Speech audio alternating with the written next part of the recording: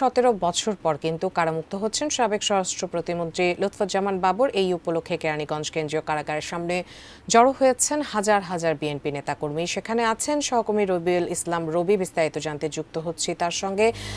রবি, সাবেক স্বরাষ্ট্র প্রতিমন্ত্রী, তিনি 17 বছর পরে কিন্তু মুক্ত হতে যাচ্ছেন। এই মুহূর্তে সেখানকার অবস্থাও জানতে চাইবো এবং দুপুর নাগাদ তার মুক্ত হওয়ার কথা রয়েছে। এখন পর্যন্ত আপনি কি জানতে পেরেছেন? নির্বাচনী এলাকা নেত্রকোনার হাজার হাজার নেতাকর্মী এই কেন্দ্রীয় কারাগারে জড়ো হয়েছেন এবং তারা একে একে মিছিল করছেন, তারা একে একে স্লোগান দিচ্ছেন এবং বাবু সাহেবের যেই নেত্রকোনা সহ সারা বাংলাদেশে যে আইন শৃঙ্খলা প্রতি যে অবদান ছিল সেই অবদানের কথাও তারা তাদের স্লোগানগুলোতে তুলে ধরছেন।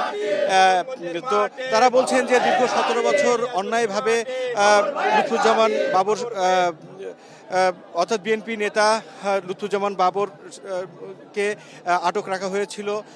উনি স্বরাষ্ট্র প্রতিমন্ত্রী থাকাকালীন অবস্থাতে উনি 10 ট্রাক অস্ত্র আটক করেছিলেন। সেই আটকের যেই বিষয়টা ছিল মূলত আসলে সেই মিথ্যা মামলায় যে আটকটা ছিলেন, মূলত আসলে এখানে যারা তার অনুসারীরা আছেন বা তার ভক্তবৃন্দ যারা আছেন অর্থাৎ তার দলের যারা আছেন, তারা বলছেন যে উনি স্বরাষ্ট্র প্রতিমন্ত্রী থাকা অবস্থায় 10 ট্রাক অস্ত্র আটক হয়, অর্থাৎ উনি নিজেই এই 10 ট্রাক অস্ত্র আটক করেছেন, অথচ সেই মামলায় তাকে ফাঁসানো হয়েছে।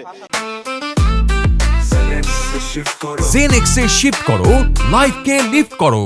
তো এই বিষয়গুলো কে খুবই গুরুত্বের সঙ্গে ওনারা দেখছেন এবং ওনারা বলছেন যে এটা সম্পূর্ণ একটি সাজানো এবং মিথ্যা মামলা এবং গত স্বৈরাচার ফ্যাসিস্ট শেখ হাসিনার আমলে তাকে একবার ফাঁসি দেওয়া হয়েছিল এবং সেই ফাঁসির রায়কে চ্যালেঞ্জ করে আপিল বিভাগে আপিল করা হয় এবং সেই আপিলে তাকে পরবর্তীতে যাবজ্জীবন সাজা দেওয়া হয় এবং পরবর্তীতে ফ্যাসিস্ট শেখ হাসিনা 5ই আগস্টের সরকার পতনের পর ন্যায় বিচার তারা পেয়েছেন। আজ গত মঙ্গলবার আদালত তাকে ন্যায় বিচার দিয়েছেন, এমনটাই বলছেন দলের নেতাকর্মীরা। এখানে নেত্রকোনা থেকে আগত ছাত্রদলের নেতাকর্মীরা এখানে আছেন।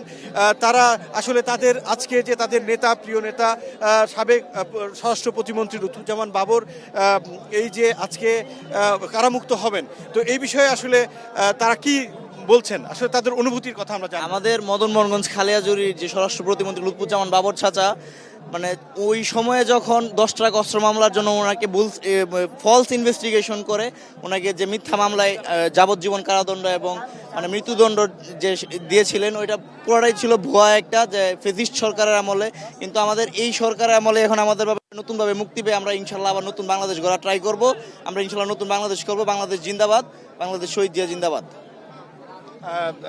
আমরা জানতে পারলাম যে আসলে মামলাটি ছিল মূলত একটি অন্যায়, একটা প্রতিহিংসামূলক একটা মামলা। তো সেই প্রতিহিংসার কারণেই আসলে বাবু সাহেব এই 17 বছর উনি জেলখানায় ছিলেন এবং 18 বছর চলমান। তো আজকের এই মুক্তিতে তার নেত্রকোনার যে নির্বাচনী এলাকা আছে, পুরো জেলার মানুষ আজকে সমবেত হয়েছেন তাকে মুক্ত অবস্থায় রিসিভ করার জন্য।